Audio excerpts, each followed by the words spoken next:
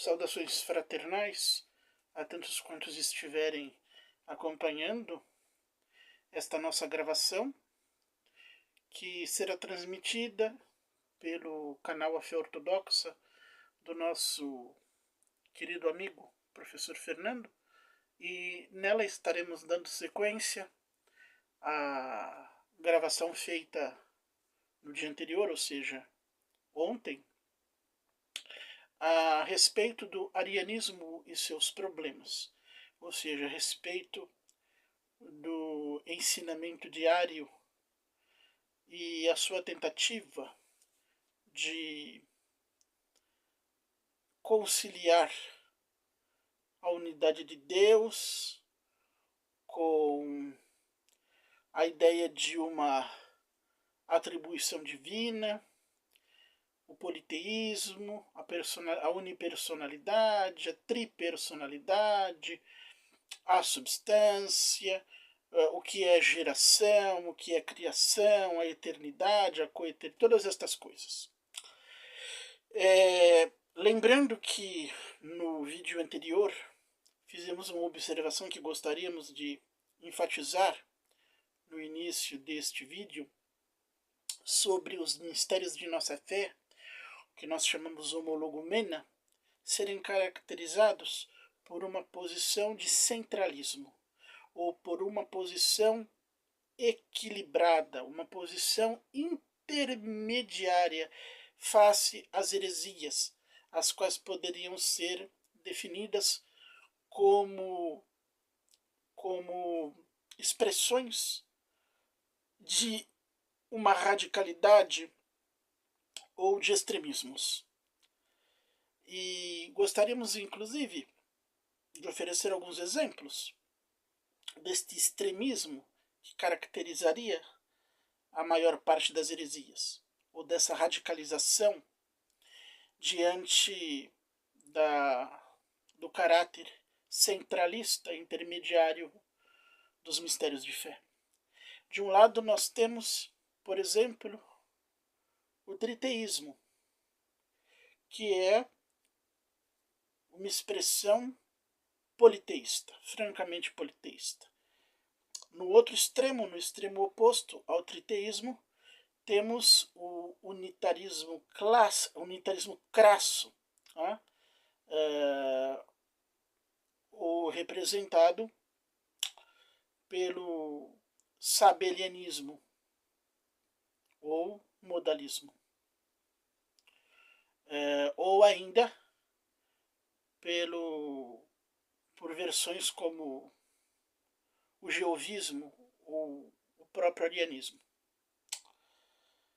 Da mesma maneira, com relação à unipersonalidade de Cristo, nós teríamos de um lado o verdadeiro nestorianismo, que divide a única pessoa de Cristo em duas, e do outro lado o monofisitismo, que reduz as duas naturezas a uma única natureza. Enfim, quanto à Eucaristia, isso já no plano de teologumenas, porque as explicações ou hipóteses sobre a presença real não estão no plano da fé, mas no plano das teologumenas. Mas para ilustrar também, acho válido, nós teríamos de um lado a transubstanciação ou a transmutação, que aliás, como eu disse, é adotada por alguns de nossos ortodoxos, ou por parte de nossos ortodoxos, e do outro lado a negação da presença, que corresponde ao zwinglianismo, ou ao simbolismo absoluto. Isso é só para nós termos alguma dimensão sobre o caráter dos nossos dogmas de fé, de como eles parecem ocupar uma posição intermediária, de centralidade, em oposição às heresias, que corresponderiam a extremos sempre opostos um ao outro. E retomando retomando as nossas reflexões sobre o arianismo, e retomando, é claro, partindo do fio da meada, nós temos que Ario encontrou um problema. Ario não poderia, pelo menos no século em que viveu, final do século III, começo do século IV, Ario não teria como expressar uma fé nos termos do islamismo, ou uma negação enfática, uma negação radical, uma negação absoluta quanto à divindade de Cristo. Ele negava a divindade de Cristo, mas não poderia negá-la em termos enfáticos, em termos radicais, em termos absolutos. E eu vou explicar o que isso significa. Tá? Ele não poderia se expressar como algumas testemunhas de Jeová que ignoram os ensinamentos oficiais da Torre da Vigia, prosélitos, simpatizantes. Ele não poderia se expressar como alguns cristadelfos também, mal informados, mal instruídos a respeito do seu próprio sistema. Ele não poderia se expressar como muçulmano, não poderia se expressar como qualquer homem moderno que diz que Jesus Cristo era uma mera criatura, filho de Maria e José, um simples mortal, uma pessoa comum, como qualquer um de nós. Ario não poderia se expressar desta forma na época em que viveu. Nós já vimos que a primeira tendência unitária, a primeira tendência unipersonalista dentro do cristianismo teve que conciliar-se com a ideia da divindade de Cristo. E essa conciliação entre um unitarismo radical e a divindade de Cristo, a necessidade de manter a fé na divindade de Cristo, foi representada, como já dissemos, pelo modalismo, pelo sabelianismo, que foi um tipo de unitarismo sui generis. Pode-se dizer o mesmo, em parte, sobre o arianismo. De certa maneira, o discurso de uma determinada pessoa deve corresponder e levar em conta a receptividade dos ouvintes. Durante os séculos I, II, III, ainda bastante próximos da era apostólica e da época em que o próprio instrutor Jesus Cristo viveu, a ideia de divindade de Cristo ainda era extremamente forte na consciência cristã. É exatamente o oposto do que dizem certos expositores racionalistas. Se é algo que era bastante arraigado na consciência cristã, era a fé na divindade de Cristo. Este fundamento da ortodoxia. De modo que percebemos como foi difícil para o sabelianismo desprender-se dele. Não pôde. E como as tentativas do arianismo de se desprender deste dogma ortodoxo foram bastante, as tentativas do arianismo foram bastante curiosas, exóticas, por assim dizer. Tornaremos a isto em breve. Boa observação que quero feita esta preliminar sobre a força do dogma da divindade de Cristo na consciência cristã dos primeiros séculos. Eu quero fazer um retorno, e é sempre interessante fazer esses retornos, e para ampliar a nossa reflexão, eu quero retornar a Apolinário de Laodiceia. Quero retornar a Apolinário de Laodiceia para salientar uma coisa. As testemunhas de Jeová hoje, partindo de toda uma herança protestante, as testemunhas de Jeová chegaram as adventistas antes dela e até alguns outros protestantes, porque como eu disse, é uma herança protestante. As testemunhas de Jeová têm apresentado Jesus Cristo como tendo uma natureza angélica e como correspondendo ao arcanjo Miguel. Para as testemunhas de Jeová, o arcanjo Miguel e Jesus Cristo são uma única e mesma pessoa. O Jesus Cristo é manifestação do arcanjo Miguel. Ora, Ário jamais chegou a esta conclusão. Ário jamais apresentou Jesus Cristo, até onde saibamos, posso estar equivocado, até onde eu sei, Ário jamais buscou apresentar Jesus Cristo como um anjo. Ário usava a expressão primeiro ente criado, primeiro ser criado, filho, etc. Mas não, até onde sei, Ário jamais apresentou Jesus Cristo como anjo, e muito menos identificou com o arcanjo Miguel. E aí isso já pergunta por quê, uma vez que as testemunhas de Jeová têm feito isto com relativo sucesso, embora alguns fiquem chocados ao tomar conhecimento dessa doutrina. Para entendermos perfeitamente essa dinâmica, eu perguntaria a vocês sobre o que levou Apolinário de Laodiceia, porque Apolinário de Laodiceia, num determinado momento da sua polêmica, porque Apolinário de Laodiceia repudiou a alma, repudiou o Espírito de Cristo, que Cristo tivesse uma humanidade completa.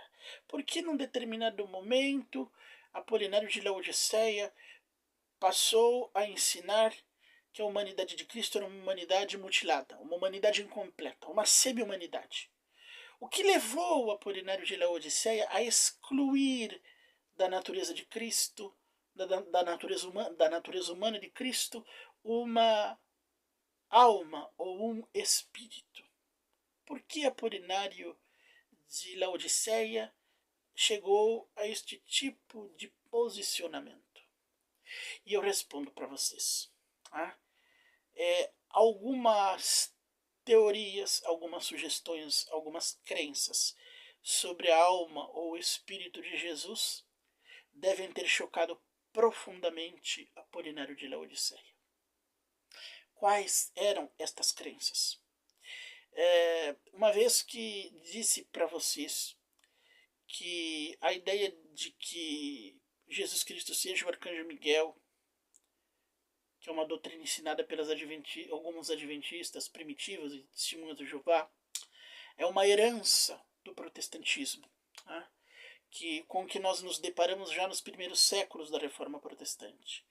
Devo dizer que a relação, a sugestão entre que existe alguma relação entre a pessoa de Nosso Senhor Jesus Cristo e anjos, algum tipo de entidade angélica, é anterior ao protestantismo. E isto tem todo um histórico que seria interessante conhecermos. Temos desde uma posição que se encaixa na ortodoxia, que é a posição dos padres capadócios. Importante salientar que não é dogmática. Não pode ser entendida de maneira dogmática.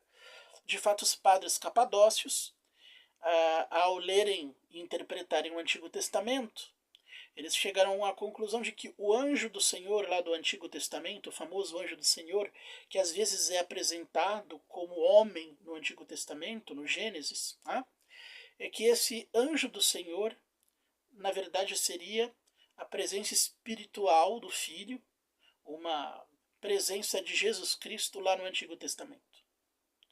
Então, de alguma maneira, Jesus Cristo teria se apresentado para os padres capadócios como homem ou como anjo ali no Antigo Testamento. Junto a Abraão, quando Abraão recebeu uns anjos junto ao Carvalho de Mandréia. E isso, como disse, dentro das fronteiras da ortodoxia. Ninguém duvida sobre a ortodoxia dos padres capadócios, embora isto seja uma opinião. Este entendimento de que Jesus Cristo estava presente no Antigo Testamento e que correspondia ao anjo do Senhor é um entendimento desses padres capadócios. Mas é um entendimento que não é dogmático, portanto é perfeitamente questionável essa sugestão dos padres capadócios. Está dentro das teologomenas, né, de sugestões, de hipóteses, de opiniões concernentes à teologia, por assim dizer, que nós chamamos de teologia, não propriamente da fé. Mas o mais interessante é que também os padres capadócios partiram de ensinamentos anteriores, estes cada vez mais questionáveis, conforme nós retroagimos no tempo e nos voltamos para o passado, para os primeiros séculos. Isto porque nós nos deparamos com outros padres ortodoxos, neste caso padres ortodoxos antenicenos ou pré-nicenos, como Lactantius Firmo ou como Arnóbio e outros. Estou citando Lactâncio Firmo e Arnóbio porque eles explicitaram de maneira mais categórica essas opiniões estranhas.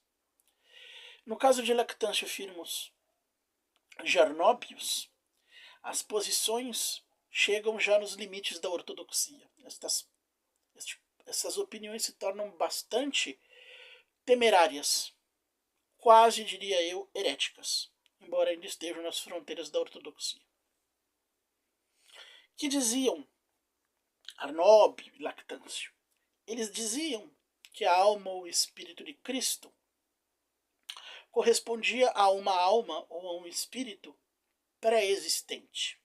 Ora, quando nós nos referimos à alma ou ao espírito de Cristo, nós queremos dizer, atualmente e de maneira saudável, quando nos referimos à natureza humana de Cristo, nós queremos dizer que da mesma maneira que o seu corpo, sua alma ou seu espírito pertence a este nosso mundo, e que a alma ou espírito de Cristo, eu não estou dizendo se foi criada do nada, se tinha algum tipo de pré-existência neste mundo, não estou dizendo isto. Estou dizendo que a alma ou espírito de Cristo certamente não procede de outras dimensões, não procede de outros mundos, não procede de esferas angelicais. É isto que eu estou afirmando. Então, hoje nós entendemos que parece a maneira mais saudável de entender as coisas, que o espírito ou a alma de Cristo tem uma existência, tem uma origem aqui na imanência, neste nosso mundo, neste nosso lugar, neste nosso planeta. Tá? Muitos opinarão, inclusive, que a alma ou o espírito de Cristo é produzido do nada da mesma maneira que o corpo. Tá?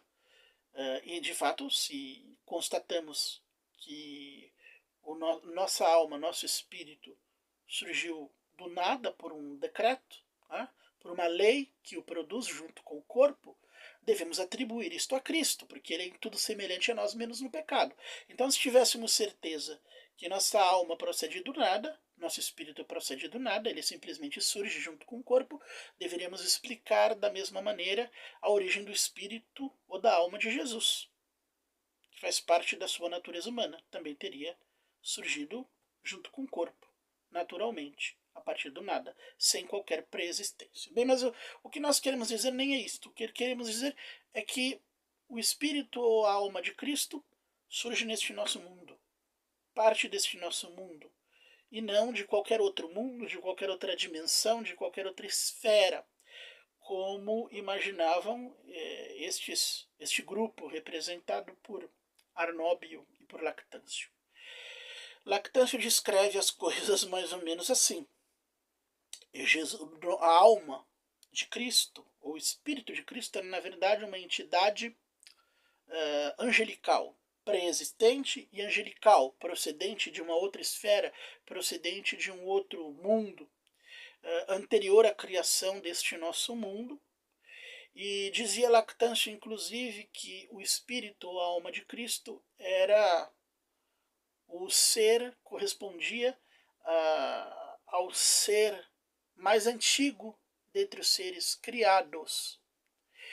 E só que juntava que essa alma de Cristo, ao ser criada, foi criada ao mesmo tempo que uma outra alma, que um outro anjo, que um outro espírito.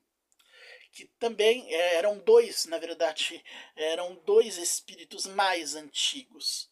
Um desses espíritos mais antigos, desses anjos primordiais, desses primeiros dois anjos, um desses espíritos era a alma, o espírito de Cristo, que permaneceu fiel e obediente a Deus. A outra alma, o outro espírito, era nada mais e nada menos do que o que chamam de diabo ou Satanás, aquele que apostatou, que se separou de Deus. Então, a nível de espírito ou de alma, esses padres chegavam a dizer que o espírito ou alma de Cristo era um irmão gêmeo, uma criatura gêmea de Satanás, criada no mesmo momento, criada no mesmo instante pela divindade. Eram as almas ou espíritos mais antigos. Um apostatou, outro, por sua fidelidade, por sua lealdade, foi escolhido posteriormente, foi escolhido em algum momento, né? Na verdade desde toda a eternidade, né? Porque já estava previsto.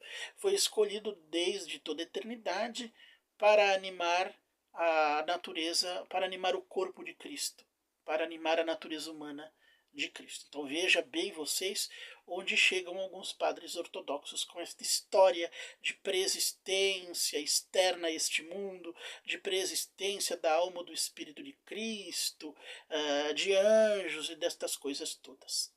E onde foram estes padres, né, buscar essas opiniões estranhas?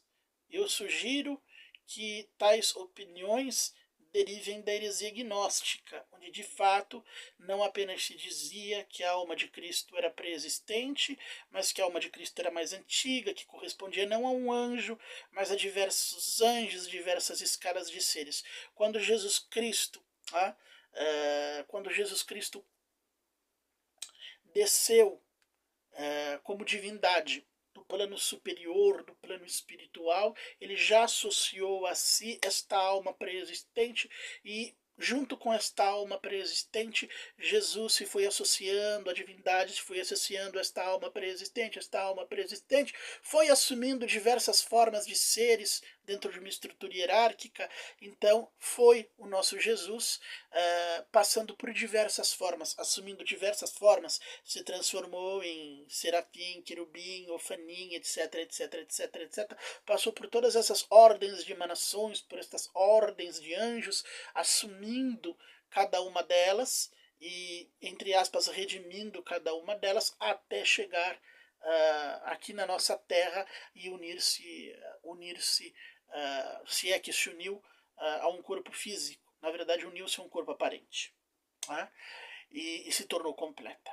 Então a ideia de que essa alma ou esse espírito de Cristo tenha tido forma ou formas angelicais remontaria ao gnosticismo, de alguma maneira foi limitada e adaptada pelos padres da igreja, inclusive por Orígenes. Orígenes partilhava essas opiniões também, de Lactâncio, de Arnóbio e de tantos outros. Parece ter sido bastante disseminada entre os cristãos essa opinião exótica, e muito provavelmente foi esta opinião que fundamentou a opinião dos padres capadócios de que o anjo do Senhor, lá do Gênesis, que visitou Abraão, este anjo era Jesus,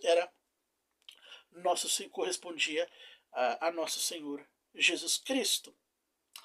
E todo esse imbróglio, todo este imbróglio em torno de anjos, de existências anteriores e angelicais da alma ou do Espírito de Cristo deve ter chocado, deve ter assustado Apolinário de Laodiceia a ponto de tê-lo feito negar a existência desta alma, eliminado este Espírito de Cristo e substituído esta alma ou este Espírito, como dissemos, pela própria natureza divina, mutilado a natureza humana e apresentado Jesus como um corpo movido pela própria divindade. De fato, essa teologia exótica de parte dos padres antenicenos ou pré-nicenos deve ter assustado não apenas a Apolinário, mas deve ter assustado a muitos outros expositores dos séculos subsequentes. Mas, como disse Ário, até onde sabemos, nós não temos evidência alguma de que Ário tenha apresentado Nosso Senhor Jesus Cristo como anjo, tá? Feito esse tipo, assumido esse tipo de posicionamento. Como eu disse, existe a hipótese de que as opiniões de Ário tenham a sua origem num outro autor, que é Paulo de Samosata, e que teriam chegado a Ário através de seu professor, de seu mestre Luciano o Mártir. Tá? Admitida esta opinião, teríamos então que o arianismo diário derivaria do pré-adocionismo de Paulo de Samosata. Tá? Paulo de Samosata foi, até onde sabemos, o primeiro teólogo cristão a sugerir um modelo adocionista. O que é o modelo adocionista? Para o modelo adocionista, Jesus Cristo seria uma criatura vulgar, um mero homem, um ser humano praticamente comum, como qualquer um de nós, nos mesmos termos que é ensinado pelo islamismo ou encarado pelos judeus, com a diferença é que este humano, esta criatura, Jesus Cristo, ele teria ele jamais teria pecado, ele teria resistido ao mal, ele teria conquistado a impecabilidade, a idoneidade moral absoluta, a santidade, a perfeição.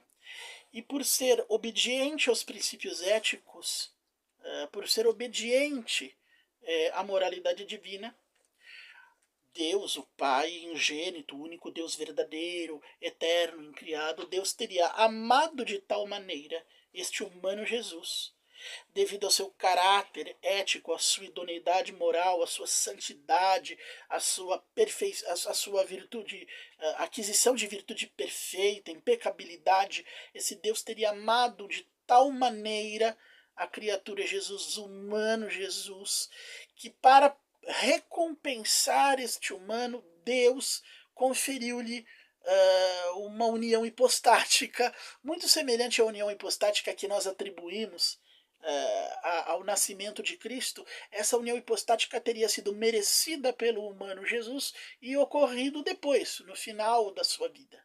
Então, ao invés de dizer que a união hipostática entre as duas naturezas aconteceu no corpo de uma virgem, e que Jesus era o mesmo verdadeiro Deus, o Deus eterno, para os adocionistas, segundo Paulo de Samosata, a princípio não era Jesus Cristo Deus verdadeiro, não era Deus eterno, não era Deus verdadeiro, se é que virá a ser.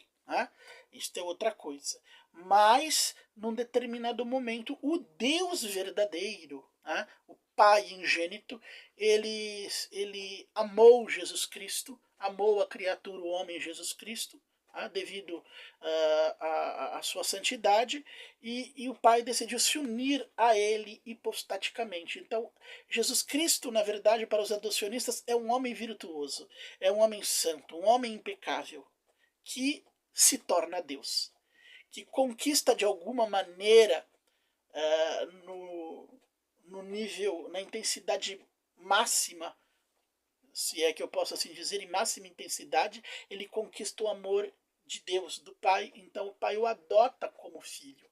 O Pai lhe atribui a divindade. O Pai se une a ele de uma tal maneira que Jesus Cristo, que era mero homem, simples homem, vil criatura, se converte num ser divino por atribuição, por uma união hipostática a posteriori. Este parece ter sido o ensinamento de Paulo de Samosata, transmitido a Luciano, que chegou a Ário. Mas Ário não... Ário, ao que tudo indica, como lemos na Thalia, Ário não conserva este tipo de ensinamento. E como eu já havia dito, Ário encontrará um grande problema, que é este apego à consciência cristã, à ideia de que Jesus Cristo é Deus, de que Jesus Cristo é um ser de natureza em parte distinta da nossa, de que Jesus Cristo é um ser especial, particular, transcendente, tá?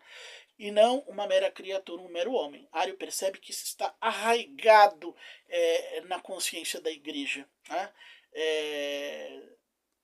Isto determina até onde o discurso de Ario poderia ir e as adaptações que este Ario deveria fazer.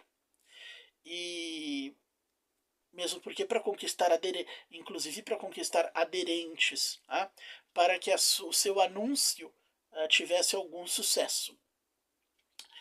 Então, Ario não pode, como disse, na época, porque nós seres humanos, todos, inclusive o Cristo, quando optou por se tornar homem, assumir uma natureza humana que é limitada, então o próprio Jesus Cristo passou pela kenosis, devido às condições culturais da sua época. Encarnar-se é limitar-se. E isso vale muito mais para nós, que somos meros seres humanos. De certa forma, todos nós somos limitados e temos o nosso discurso limitado pelo tempo e pelo espaço, pelo público. Nós não podemos falar qualquer coisa. Não podemos dizer tudo aquilo que queremos. Se queremos que haja correspondência ou aceitação. E, de fato, supondo que Ario tivesse um ponto de vista similar a dos judeus, dos muçulmanos, ou de um eunômio, ele não poderia expressar este ponto de vista na Alexandria do começo do século IV, onde a consciência cristã, como disse, estava impregnada dessa fé ortodoxa na divindade de Cristo. E Ario teria que atenuar alguma coisa. E então Ario não nega. Ario, primeira coisa é que Ario não tem coragem de negar a expressão geração. Ele não tem a audácia de dizer que Jesus Cristo não foi gerado, que o Filho, melhor dizendo, ele não tem coragem de dizer que o Filho não foi gerado pelo Pai. Porém, quando Ario adota o termo geração, apresenta a geração como uma criação. Ele faz uma adaptação, teria sido uma criação que aconteceu antes do tempo, mas que de modo algum seria eterna. Então, Ario suscita um grande problema, porque Ario foge ao tempo e Ario foge à eternidade. Ario teria que criar ou apresentar uma terceira categoria, fenomenológica que não corresponde nem ao tempo, porque para ele Jesus não é uma criatura que surge quando nasce, e nem tampouco quando surge o nosso mundo. Entre o tempo e entre a eternidade, porque Jesus Cristo não é da mesma substância que o Pai e não é gerado desde toda a eternidade. Então, Ario cria uma situação muito difícil para si mesmo, porque ele quer situar o Filho fora do tempo, fora da eternidade, entre a eternidade e entre o tempo. E se é difícil para nós imaginar o que está fora do tempo ou a eternidade, muito mais difícil, a tarefa impossível, é sugerir um terceiro estado, um estado intermediário entre o tempo e entre a eternidade. Mas é justamente isto que Ario faz, se metendo num grande imbróglio, porque ele vai apresentar a geração como uma criação que precede o nosso universo, uma criação que precede o surgimento do tempo e do espaço. E como eu disse, Ario apresentará o Cristo, eles que diziam, os arianos e Ario, que insinuavam detestar a filosofia grega, odiar tudo que fosse pagão. Eles já tinham esse veso judaico, esse veso protestante, que alguns cristãos também tinham, né? Mas apesar de Ario ter este veso de repudiar tudo que é grego, tudo que é filosófico, tudo que fosse pagão, Ario está apresentando Nosso Senhor Jesus Cristo como demiurgo de Platão. Porque o demiurgo de Platão era exatamente isso. O demiurgo de Platão é um ser que não é divino, Deus teve de criá-lo. Platão tem certa tendência a admitir uma criação ex nihilo, uma criação do nada, em Platão. Parece, se assim, ele foi o primeiro não judeu e o único a imaginar esse tipo de coisa. Então, o Deus ingênito, o Deus eterno, o Deus incriado, ele cria o demiurgo para o demiurgo criar o mundo. E Ário parece assimilar e reproduzir este mesmo sistema platônico. E aí é fácil de entender. Para Ário, o filho teria sido, como eu disse, criado pelo pai antes do surgimento do nosso universo, antes do tempo e do espaço. Inclusive, segundo ao que tudo nos indica, Ário compreendia as coisas da mesma maneira. Para poder criar o nosso mundo, para poder criar o nosso universo, o pai teve primeiro que criar o filho. Antes que surgisse o tempo, antes que surgisse o espaço, antes que surgisse o nosso universo. Então diríamos, o filho é eternamente gerado da mesma substância. De modo algum, porque Ário dirá que, embora o filho tenha sido criado antes do tempo, ele não foi criado desde toda a eternidade. Não existe desde toda a eternidade. Para Ário, o filho teve um princípio, mesmo fora do tempo. Para Ário, o filho teve um ponto de partida. Então, havia um tempo em que o filho não existia, em que havia somente o pai. E isso suscita um outro grave problema que já mencionamos no vídeo anterior. Como pode existir pai sem filho? Uma vez que os conceitos de pai e filho estão intimamente relacionados, e nós não entendemos como pode existir filho sem pai ou pai sem filho. Um pai necessariamente tem filho, um filho necessariamente procede de um pai. Mas para Ário houve tempo, e ele é muito claro, que o filho, por ter sido criado, inexistia. E aí a conclusão a que chegamos é óbvia e escandalosa. Se não havia filho, tampouco era Deus Pai. Se não havia filho, não havia pai. Se não existe eterno filho, não existe pai eterno ou eterno pai. Então, se houve um tempo em que não havia Deus Filho, não havia a pessoa do Filho, houve um tempo em que não havia a pessoa de Deus Pai, ou que Deus não era pai. Essa é a conclusão a que chega Ário. Houve tempo em que Deus não era pai. Então não podemos, a expressão pai eterno, eterno pai, está equivocada. Porque se há um eterno pai ou um pai eterno, naturalmente que existe um filho eterno. Ou um eterno filho, por ele gerado da mesma substância. Bem, Ário não admite, evidentemente, Ário não admite a palavra substância, nem o conceito de substância, nem a aplicação de substância. Uma vez que ontologicamente para Ário, pai e filho não têm unidade de substância, unidade de essência, unidade de natureza. Isto implica dizer, e é óbvio porque o filho foi criado, que o pai e o filho são entidades de caráter distinto, são seres de natureza diferenciada, não são o mesmo ser, não são pessoas num mesmo Deus. Repito, para Ário, o pai e o filho são seres, são entidades distintas e não um só Deus. Donde chegamos a ideia que, donde chegamos à ruptura com o monoteísmo, porque se não são duas pessoas num só Deus, se não são duas pessoas que fruem da mesma natureza, da mesma essência, da mesma substância, se nós temos dois seres, duas entidades distintas, é óbvio que teríamos, no caso, dois deuses. E se nós temos dois deuses, temos esse diteísmo, não é nem um triteísmo, porque nem se fala em Espírito Santo, se temos esse diteísmo, se temos dois deuses, se são dois deuses distintos quanto à substância, duas entidades separadas, então não estamos mais no terreno do monoteísmo, nem do monoteísmo naturalista, grego, derivado da filosofia, e tampouco do monoteísmo judaico derivado dos profetas. Estamos fora do monoteísmo, porque quando nós postulamos a existência de dois ou mais deuses, já estamos sendo diteístas, triteístas, estamos no terreno do politeísmo e estamos sendo politeístas. É onde Ário ele põe o seu pezinho no paganismo, enunciando, exatamente como as testemunhas de Jeová fazem hoje, enunciando a existência de dois deuses.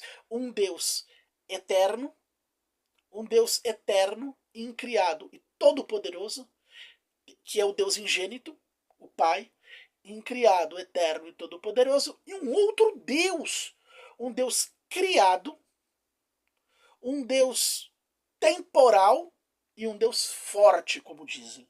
Então, enquanto o primeiro Deus, o Pai, é um Deus eterno, incriado e todo-poderoso, o Deus Filho, que por ele foi criado, é um Deus criado, temporal e apenas forte. Então percebam aí que há uma diferença total, uma diferença significativa, uma diferença cabal entre estes dois seres. Apenas um é o Deus verdadeiro, aliás. Só um merece ser chamado de Deus verdadeiro, que é o Deus eterno, incriado e todo-poderoso. O outro não é Deus verdadeiro, não é incriado, não é eterno e não é todo-poderoso. É temporal, é criado, é finito e é forte. Este seria o, entre aspas, Deus Filho, que de Deus na verdade não tem nada, uma vez que se não participa da substância, da mesma substância que o Pai, também não participa dos mesmos atributos. Então esse Deus Filho não tem atributos divinos, porque não é verdadeiramente divino. Tá? Ele não é eterno, ele não é incriado, ele não é todo poderoso, ele não é infinito e ele não é verdadeiro. E no decurso da Thalia, Ário deixa isto bem claro. O Deus Filho não é Deus verdadeiro. Então, é um Deus falso. É um pseudo-deus. É um semideus. Então, o Deus Filho, diz Ário, não é Deus verdadeiro. Ele não é infinito. Então, é um Deus finito. Ele é óbvio, já disse, não é eterno, mas temporal. Embora tenha sido criado antes do tempo. Mas possui uma certa temporalidade, uma temporalidade que não podemos definir, porque é anterior ao tempo e ao espaço, mas é um Deus temporal. Tá? Um Deus criado, como já dissemos, tá? Porque esse Deus, repito, não pertence à mesma natureza, não pertence à mesma essência, não pertence à mesma substância que o Pai. Ele é de outra ordem. Isso nos leva ao conceito de geração. Por que Ário fala em criação e não em geração?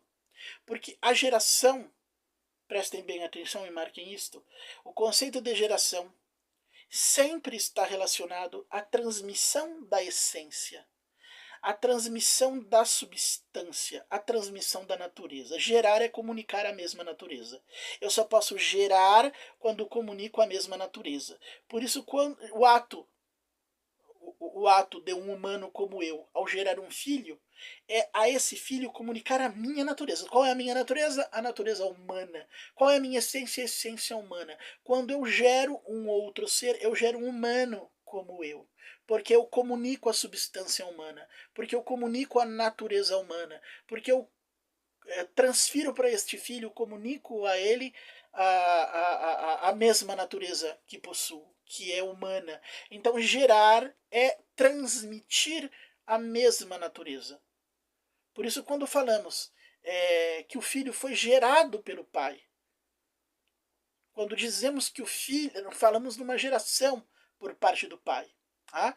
O filho foi gerado pelo pai. Queremos dizer que o pai eterno comunicou ao filho a sua própria natureza, a sua própria substância, a sua própria essência. Portanto, da mesma maneira que o pai, o filho subsiste na mesma essência que ele, que é a essência divina, na mesma natureza, na mesma substância, que é a substância, que é a natureza, que é a essência comum, que é a deidade. Tá? Quando o filho gera o pai, comunica ao filho a essência, a substância, a natureza divina. De modo que ao ser gerado, o filho não pode deixar de ser divino. O filho não pode ser não divino. Ele deve ser necessariamente divino, tá? E partilhar da natureza comum. É por isso que eu não posso dizer que tem um filho peixe. Não posso dizer que tem um filho macaco. Não posso dizer que tem um filho gorila. porque eu não posso transmitir natureza de macaco, natureza de gorila, natureza de peixe, natureza de frango para um outro ser. Eu não posso gerar um macaco, eu não posso gerar uma zebra, eu não posso gerar um leão, eu não posso gerar um elefante, porque não possuo esse tipo de natureza. Se eu gerar algo, só posso gerar aquilo que é humano, só posso comunicar a essência, só posso comunicar a natureza, só posso comunicar a condição humana. Da mesma maneira o Pai, sendo Deus, quando gera, só pode comunicar uma natureza divina, que é a natureza que ele tem, que é a natureza que lhe é própria. E por isso aquilo que é gerado de Deus, do Pai que é Deus, possui essa natureza divina. Por isso é o Filho divino. Por isso temos um eterno Pai e um eterno Filho. Porque este ato da geração, inclusive, sendo um ato divino, é um ato eterno. Não é um ato executado no tempo ou no espaço, ou supostamente antes do tempo e do espaço, mas numa categoria finita de existência. Essa geração é feita na eternidade. É feita no próprio ser do Pai. O Pai gera o Filho em seu ser, em sua própria natureza. E por isso comunica a ele esta natureza, que é a natureza divina. Ário não entende a geração desta forma. Ário descaracteriza a geração e apresenta a geração como simples criação. De modo que não existe unidade de essência, unidade de natureza, não existe unidade de substância. Como eu disse, são dois seres distintos, são duas entidades distintas, e se são duas entidades distintas, temos então um diteísmo, temos dois deuses distintos dentro do arianismo. Tá? Então, Ário, embora usasse a palavra a palavra geração, sugerisse um conceito de segundo Deus, empregasse recurso ao demiurgo de Platão, Ário, na verdade, estava sendo de teísta, estava colocando um pezinho no politeísmo, uma vez que a sua afirmação em torno de dois seres, mesmo quando ele concede uma divindade perfeita ao filho, ele está já num terreno que não é nem islâmico, nem judaico, nem cristão, nem monoteísta. Ele já está assumindo postulados francamente politeístas. E o arianismo implica justamente nisto. Isso vai gerar um impasse. Porque a posição de Ário era inaceitável. Inaceitável do lado da ortodoxia, porque negava que o pai fosse eterno, que tivesse um pai eterno, ou um eterno pai. Então, do ponto de vista da ortodoxia, era inaceitável. A simples menção a um eterno pai ou um pai eterno sugere um filho eterno, eterno filho. Mas também a posição de Ário era inaceitável para os verdadeiros unitários, que não podiam aceitar a ideia de um segundo Deus, de um Deus menor, de um Deus finito, de um Deus criado. E por isso estas pessoas estas pessoas com eunômio vão cada vez mais na direção do futuro islamismo, de negar qualquer tipo de negar que Jesus Cristo tivesse qualquer tipo de caráter divino e que ele fosse apenas uma mera, simples e pura criatura, um profeta, um humano qualquer, como qualquer um de nós. Então, no seu estágio inicial, o arianismo foi uma aberração lógica. O arianismo foi algo esdrúxulo, algo irracionalista. Até podemos dizer que o arianismo, como foram os princípios da Reforma Protestante, o arianismo foi uma improvisação, o arianismo inicial, entre algo que se queria negar, talvez veementemente, mas que não tinha como ser negado em virtude das circunstâncias. Então Ário cria ali uma solução de compromisso em termos da palavra geração. Admite a palavra geração, mas admite falsamente. Ele não mantém o conceito de geração. Ele falseia o conceito de geração e substitui pelo conceito de criação. E no momento que você substitui o conceito de geração, que é comunicação de substância, pelo conceito de criação, necessariamente você não tem mais um Deus. Você não tem mais pessoas que fruem da mesma natureza divina. Você tem agora seres distintos. aos quais você atribui o nome de Deus. Então você tem deuses. Então o diteísmo diário implica na existência de deuses. Se eu falo em dois deuses, um Deus maior, um Deus menor, um Deus poderoso, ou um Deus forte, um Deus todo-poderoso, um Deus verdadeiro, um Deus falso, um Deus limitado, um Deus ilimitado, eu estou falando em dois deuses.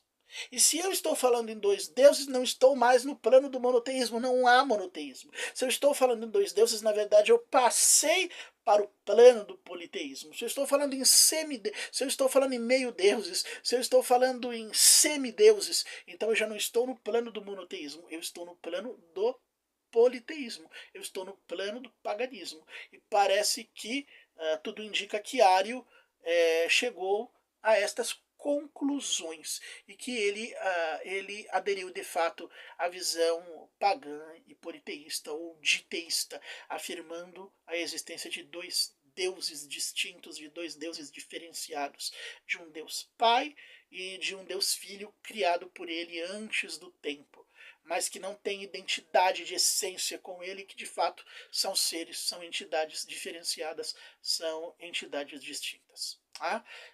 Então, chegamos a essa conclusão sobre a indagação feita por um amigo num dos comentários.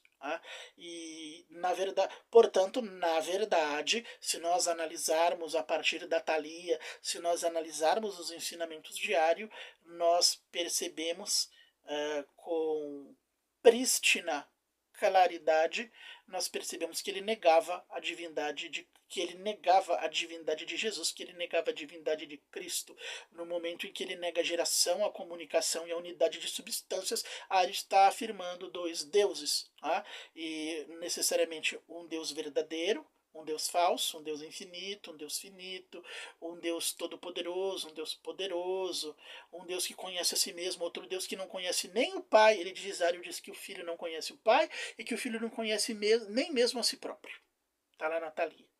Então aí nós temos, na verdade, um Deus que não é um Deus que não é um Deus que não é Deus, um monoteísmo que não é monoteísmo, que é um sistema bastante exótico, um sistema bastante estranho, a mim me parece que subjaz aí uma negação enfática da divindade de Cristo, que não pôde chegar à maturidade, que não pôde afirmar-se, que não pôde completar a si mesmo. Então, uma vontade de negar a divindade de Cristo que ficou incompleta, mas que foge totalmente à concepção que a ortodoxia e a própria filosofia, que a ortodoxia tinha de divindade de Cristo e que a própria filosofia construiu a respeito da essência divina. Então parece que o arianismo diário, o arianismo inicial, foge a todas estas categorias. E, de fato, apresenta bastante similaridade com o pensamento ilógico e racionalista tosco das testemunhas de Jeová, ainda quando o Ário não complique as coisas, identificando Jesus com o arcanjo Miguel, ou supondo como os gnósticos uma existência angélica de nosso Senhor Jesus Cristo. Então é isto que nós temos que falar sobre o arianismo. Tínhamos a falar sobre o arianismo com relação à divindade, com relação à unipersonalidade, tripersonalidade, trinitarismo, etc. e tal. Talvez em algum outro vídeo nós abordemos outros aspectos da doutrina trinitária, ou a doutrina trinitária em si mesma, embora não numa perspectiva polêmica, é claro, mas numa perspectiva meramente expositiva, uma vez que nós não polemizamos com arianos, com unitários, com negadores da divindade de Cristo. Se alguém nega a unidade de Cristo, que vá para a sinagoga, vá para a mesquita, vá para o seu devido lugar, porque nós temos as palavras claras, exatas e inequívocas do nosso Evangelho. E eu encaro de fato qualquer posição ariana, unitária, similar ao judaísmo ou ao islã dentro do cristianismo, como uma falta de honestidade e como um sinal evidente de mau caratismo.